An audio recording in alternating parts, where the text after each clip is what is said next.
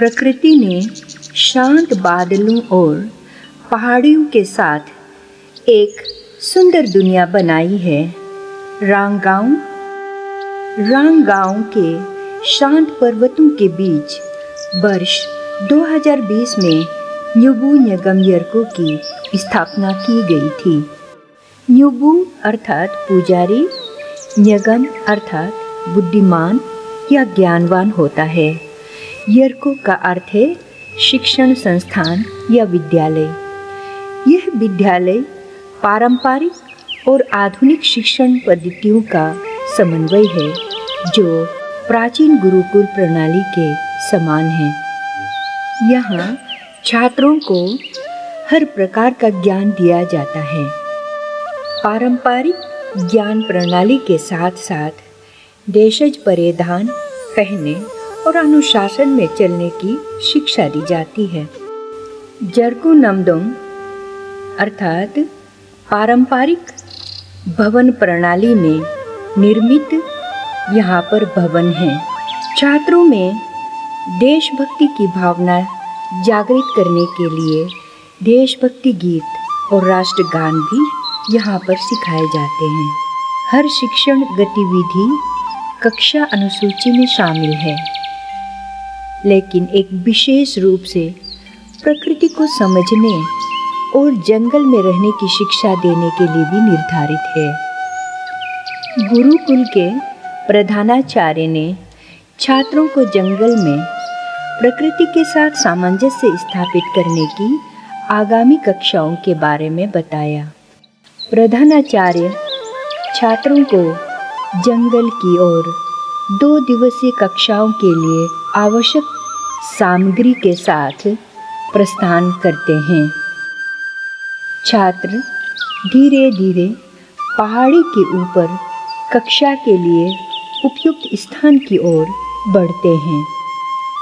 निशी समुदाय में एक महत्वपूर्ण अनुष्ठान है मोइंग हिंगनम, जिसमें सभी प्रतिभागी सिलमोरो अर्थात वन देवता से अनुमति मांगते हैं। इस अनुष्ठान में वन देवता को बांस के वेदी पर अंडे की भेंट और मंत्रोच्चारण के माध्यम से दी जाती है। माँ सूर्य का आशीर्वाद प्राप्त हो। कोलोकुरियम अर्थात मानव विकास के चरणों से हमारे पूर्वजों का अनुसरण करते हुए हम अपने पूर्वजों की आस्था और विश्वास का सम्मान करते हैं।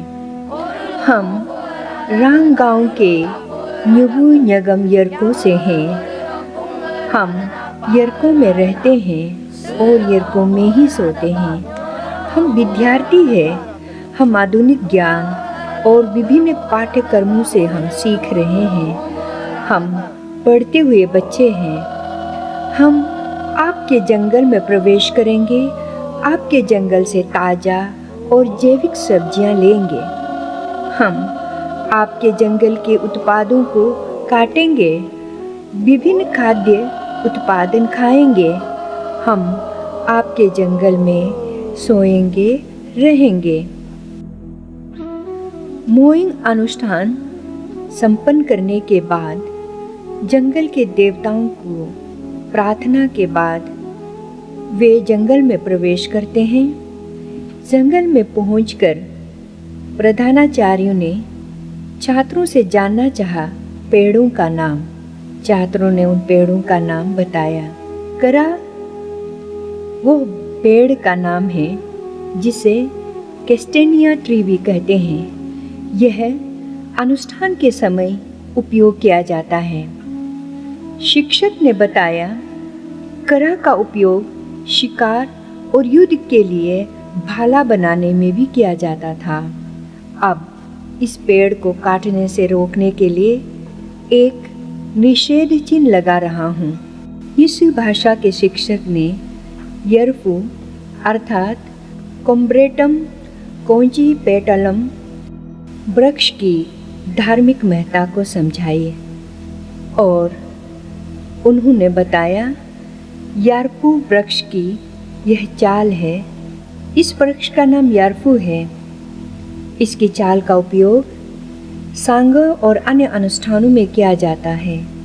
इसी के साथ अन्य पौधे जैसे बकलंग यानी जंगली इलायची के बारे में भी छात्रों को बताया गया।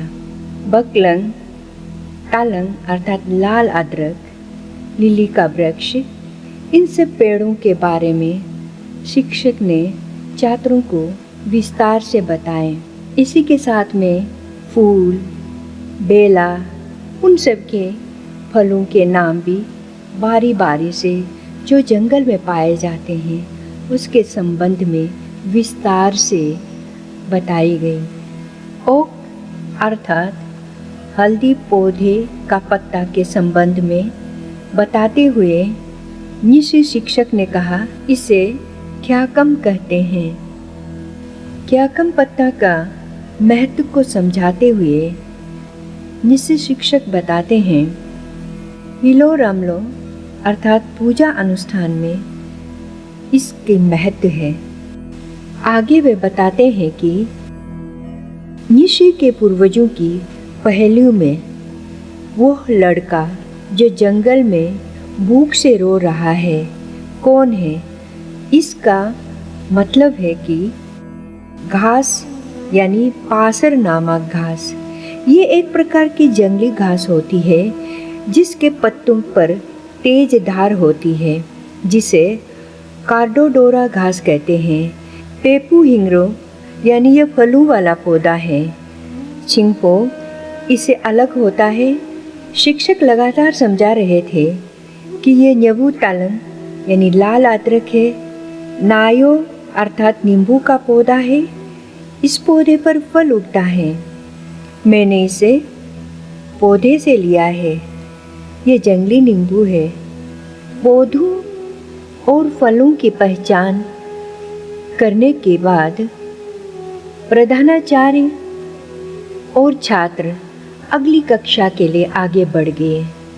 वे अन्य स्थान की ओर बढ़े और सोने के लिए छप्पर बनाने के लिए सही पौधों और झाड़ियों का चयन करने लगे।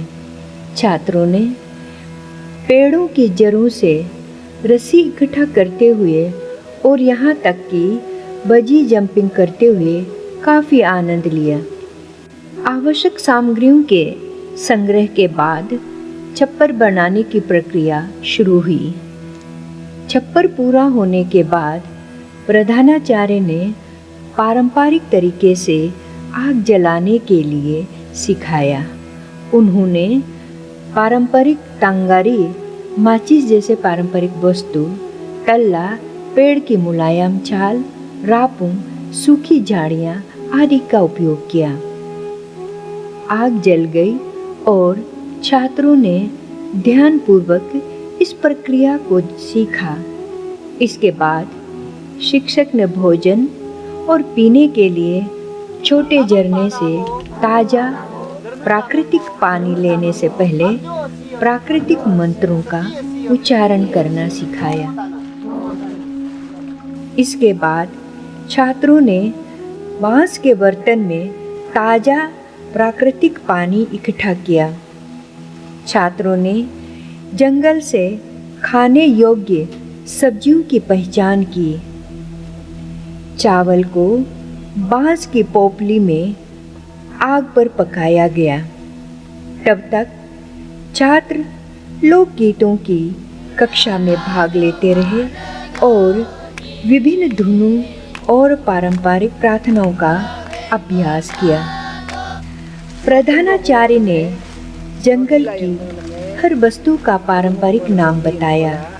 उन्होंने कहा कि जंगल में किसी वस्तु का सटीक नाम नहीं लिया जाता, बल्कि एक अन्य नाम का उपयोग किया जाता है।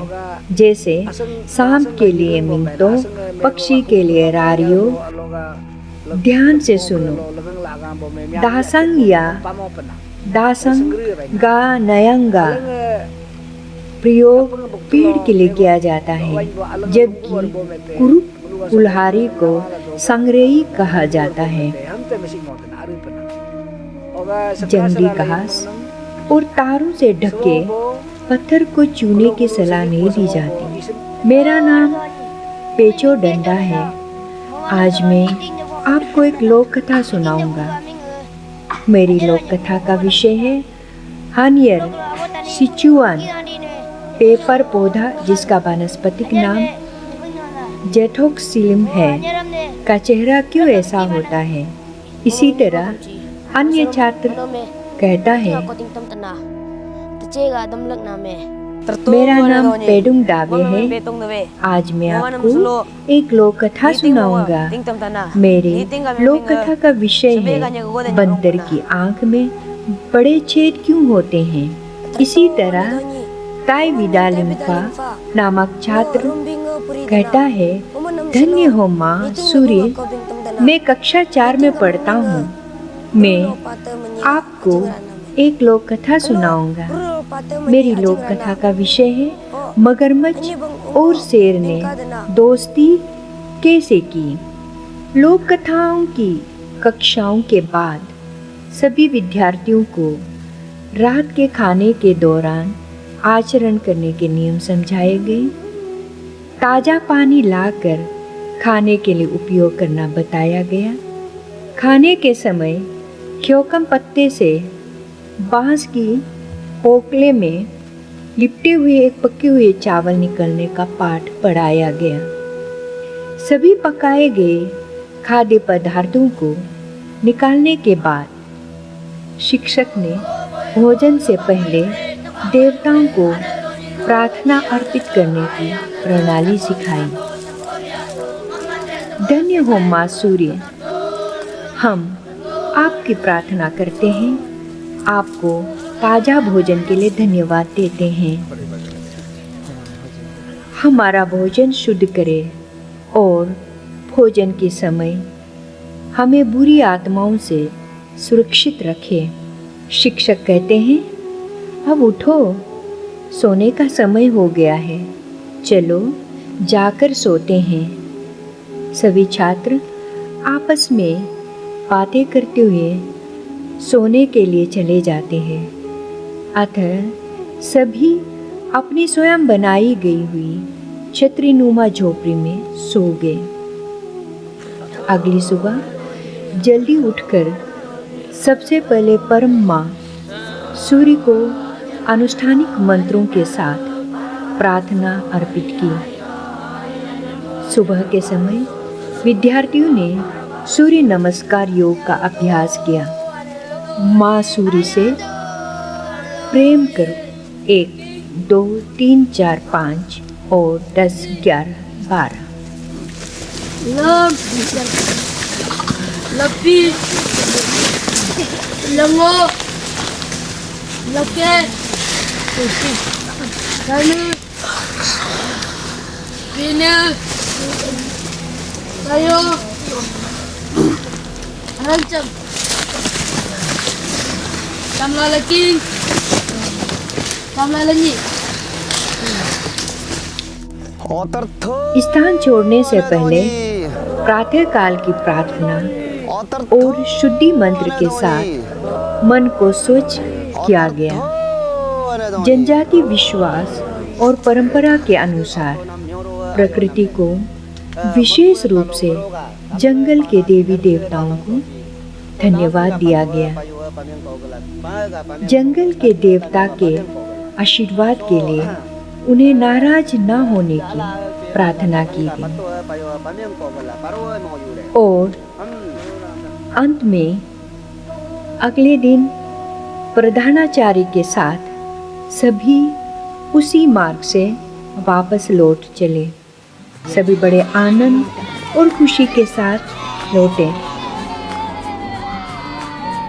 विद्यार्थियों ने जंगल में जीवन जीने की प्राकृतिक तरीके के बारे में बहुत कुछ सीखा।